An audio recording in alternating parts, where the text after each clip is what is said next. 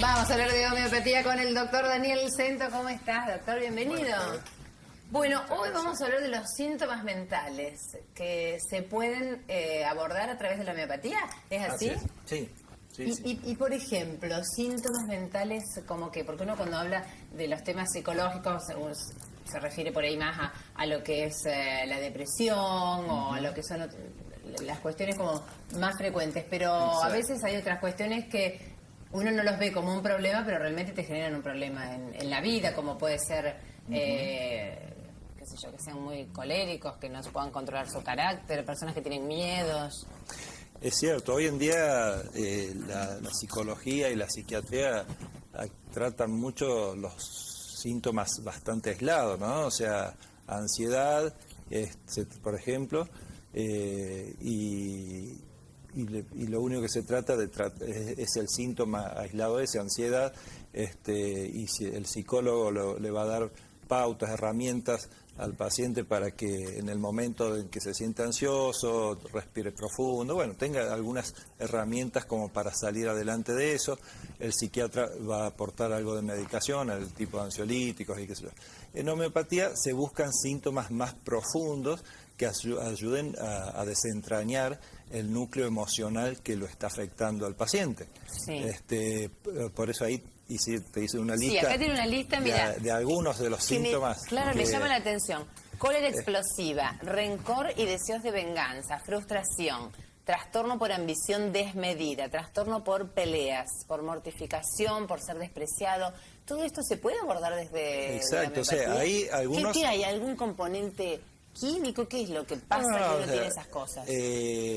No, bueno, obviamente a veces hay causantes externos, ¿no es cierto?, que lo generan, pero a veces los causantes externos sumados a unas vivencias infantiles fuertes o crónicas hace que esa emoción se fue arraigando en nuestro ser, en todo nuestro ser, y es más difícil de tratar, ¿no es cierto? Claro, y una vez se dice, yo soy así, yo exploto, o a mí me da miedo todo y me la voy a bancar así, pero uno puede modificarlo. Se puede ayudar, siempre se puede ayudar, ¿no es cierto? O sea, claro, en primer lugar con mucha voluntad, claro. En primer lugar con mucha voluntad, voluntad propia para acudir a un profesional, a un psicólogo, a un psiquiatra, a un homeópata, y en segundo lugar se puede desde el punto de vista homeopático, o sea, se lo puede ayudar a destrabar ese núcleo emocional que le fue afectando, ¿no es cierto? A veces un desprecio desmedido desde niño, o puede ser de familiares o no familiares, de maestros, de quien sea, ¿no es cierto? O miedos miedos a la frustración, miedo a emprender etapas, y hoy en día es una persona súper exitosa y se siente súper frustrado. Claro, no puede reconocer sus logros. Exacto, o sea... miedo a morir, dice acá también, una enfermedad. Bueno, que eso también me parece que es bastante frecuente, ¿no? Es muy frecuente, que está englobado dentro del síntoma a veces de ansiedad, que a veces, sí, el miedo a la ansiedad es el miedo a morirte. Yo hace poquito atendí a una mujer que tenía este síntoma, y bueno, la psicóloga le dijo, sí, no, tu ansiedad es por miedo a morirte, pero... ¿Y el miedo a morirse por qué? Una mujer joven, con toda una vida adelante. Y bueno, había tenido algunos hechos importantes, impactantes, que años atrás y tiempos atrás, familiares y todo, que bueno, pueden haber impactado un poco. Pero después, buscando más, claro, hablo de un paciente porque ese paciente ni siquiera es de aquí, y aparte que no doy el nombre, ¿no es cierto? Pero buscando pero más, son casos que se pueden repetir. Claro, buscando más allá, el hijo le había nacido 7 mesinos, estuvo 2 meses en incubadora, entonces toda esa desesperación... Claro. Todo ese miedo por el hijo se lo trasladó a ella. Sí, fue haciendo que se sienta una madre súper protectora y con miedo a que falte ella. Entonces esa desesperación por faltarle a sus hijos, por creerse imprescindible en la crianza de sus hijos, empezó a tener miedo a que le pueda pasar algo, morirse y todo. Entonces, claro, y eso ya afecta a tu vida. Y por supuesto, y la de tus hijos también, ¿no es cierto? Entonces hay veces que hay que ir moviendo un poquito más con preguntas y llegar un poco al núcleo base que está ahí. Entonces, claro, a veces con una charla y hacerle identificar al paciente cuál es su núcleo emocional y en este caso, como le dije, bueno, trata de buscar un poco de planes B, ¿no es cierto? O sea, uno anda observando que en la vida no sos imprescindible y podés dejar Claro. tu hijo en la casa de tu madre, de tu tía, de la abuela, qué sé yo, y entonces a veces ahí empiezan a bajar un poco esas presiones de que yo solamente puedo. Y, Claro, que soy tragar, indispensable. ¿no es cierto? ¿Y los tratamientos homeopáticos son largos?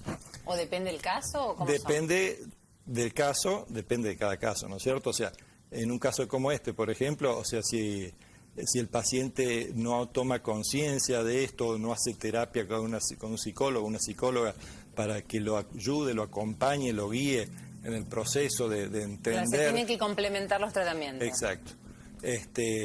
Si no, el tratamiento puede ser largo porque el paciente así no llegue a hacer una lógica de lo que le ocurre, ¿no es cierto? Claro, seguramente pero, es un problema que uno arrastra de chico, va a claro, ser más, mientras un más tratamiento antiguo profundo. sea, mientras más impactante haya sido, es más difícil, ¿no es cierto? Hay que acompañar más, ¿no es cierto? Si no, hay pacientes que andan muy bien en poco tiempo. La mejoría por lo general se logra a corto plazo. Claro, porque a veces una persona tiene o un accidente o un problema en el trabajo, que eso es lo que a lo mejor le genera... Sí. O sea, a lo mejor tener un accidente ahora, entonces ahí descubrís cuál es, que tenés miedo a la muerte y no es lo mismo que si lo venís arrastrando Claro, de a lo mejor chico. estuvo ahí dormidito el miedo y algo lo lo despertó despertó. algo nuevo, ¿no es cierto?